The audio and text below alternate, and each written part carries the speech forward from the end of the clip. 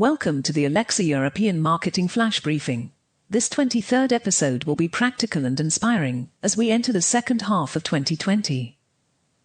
As I understand, Carrie, Paul left you in charge whilst he and Anna are away on vacation. That's right, George, though I believe he is due back any time now. Hi guys. I was running over the topics for this edition earlier today, and I think they'll be very useful for our listeners, especially as we prepare for the fall and an uncertain business situation worldwide. Thank you. I thought we should aim for a balanced perspective, Leslie, recognizing potential threats, yet at the same time exploring opportunities. That's why I asked you to do the research earlier on the GDP evolution of major markets here in Europe. I was glad to do it, though I must admit some of my findings may be a bit scary for many of us. If you're both ready, Carrie, so am I. The following content is brought to you by Derby Hotels Collection, European luxury hotels. Enjoy a special 10% discount in London, Barcelona and Madrid with the code BVALEXA at derbyhotels.com. Leslie, your words just before we began taping were, fasten your seatbelt. Do things truly look that bad? I won't mince words, so yes. We're looking at a very negative scenario as we enter the rest of 2020 and beyond. As you know, I'm the numbers gal on our team, and I'm still shocked at what I've seen. For example, European GDP numbers, across the board, plummeted in Q2 as a result of COVID-19. And many of these losses are historic. Germany, for instance, has not seen such bad GDP numbers since 1970. Paul mentioned this too, just as he was leaving. Germany's economy suffered a drop of minus 10.1%. Being the EU's motor, this is indeed troubling.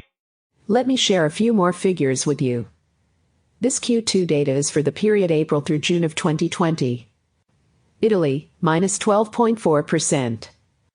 France, minus 13.8%. And Spain's GDP in Q2 shrank almost 19%. Overall, the Eurozone slid a record 12.1%, according to official statistics. It's clear that COVID is a dramatic game changer for us all. The question is, how should we respond? You know, I often like to browse in the book, The Art of War, by Sun Tzu. One quote I think might guide us all is this: if you know the enemy and know yourself, you need not fear the result of 100 battles. A wonderful quote, George, thanks. I'd like to focus now on ways we can prepare for such an adverse business climate. I'm sure you'll both remember the roundtable we had with Pep, CEO of Barcelona Virtual, as well as with Jackie and Paul. It was on the occasion of the agency's 25th anniversary back in March. Yes, I do. That was back in April, I believe. That was episode 4 of our Alexa Flash Briefing. That's it. I recommend that our audience listen in when they have a moment. Pep brought a lot of common sense to the challenge, especially as concerns cash flow protection, cost reductions, and so on. I remember I asked Pep if the COVID crisis meant a return to absolute austerity. I liked his balanced response. He focused on strategy as a key part of the solution. This is where I think I'll chime in, with some smart data tips. I think they're critical now. One of the most important things needed by any leader listening to us now is clearly fast, reliable access to real-time data and KPIs about her business. George, I love it when you talk numbers. That's why data visualization will be so important as we advance into this crisis. Things like dashboards, charts, infographics and the like. I've put up a great article on our blog about this, at blog.bevirtual.com. In the agency, the monthly report for our customers is infographic, as you mentioned, focusing on the status of the yearly goals, along with very tactical, real-time recommendations. I totally agree, that's a great tip. It's in the monthly tracking of goals the biggest results are achieved. Our teams have broken many a sales record for customers that way.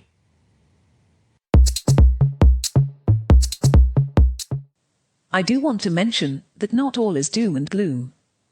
DigiDay has reported that programmatic advertising spending actually went up significantly last June. In the case of Salon.com, a full 25%. That's a good sign on the advertiser side.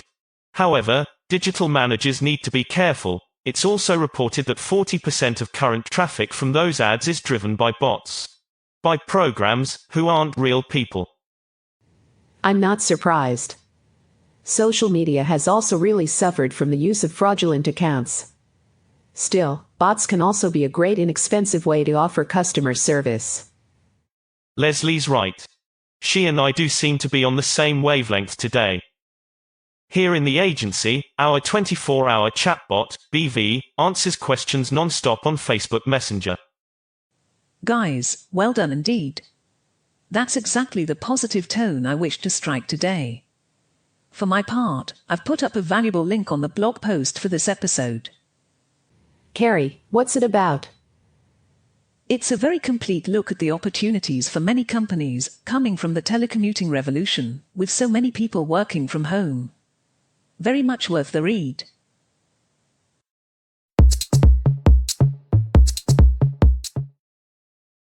As we wrap up, there's one last smart data tip I have for anyone who produces audiovisual content. For example, podcasts such as our own Alexa Flash Briefing here. It can also truly help reduce production costs. That's interesting. What is it? Tell us more. In the midst of this crisis, it's fortunate that so much money can be saved by extremely sophisticated, yet low-cost tools. For example, videos, podcasts and other applications almost always require professional speakers or voiceovers. However, those services are very expensive. So how might our listeners lower those costs? What tools are you talking about?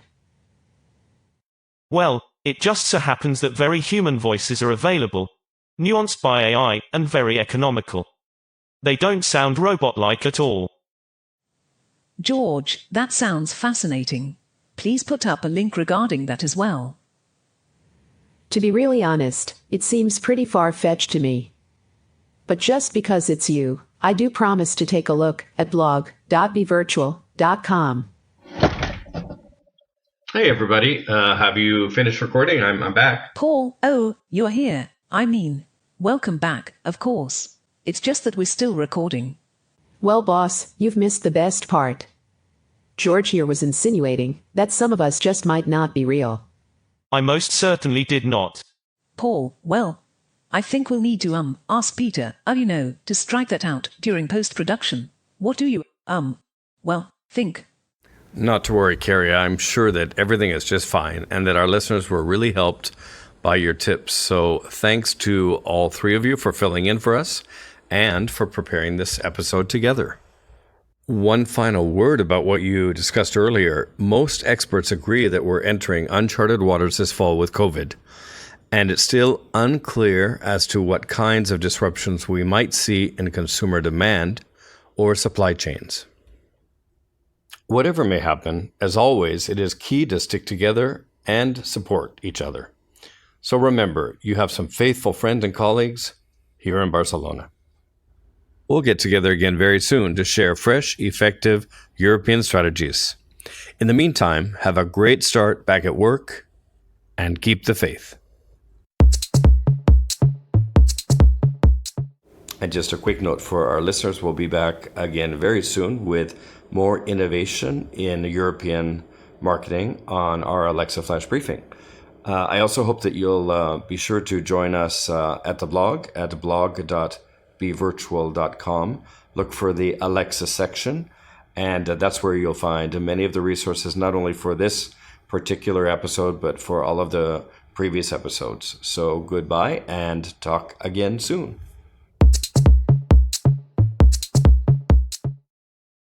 This flash briefing is brought to you several times a month by Barcelona Virtual, a European internet pioneer. To visit us, type the letter B together with virtual.com. That's bvirtual.com.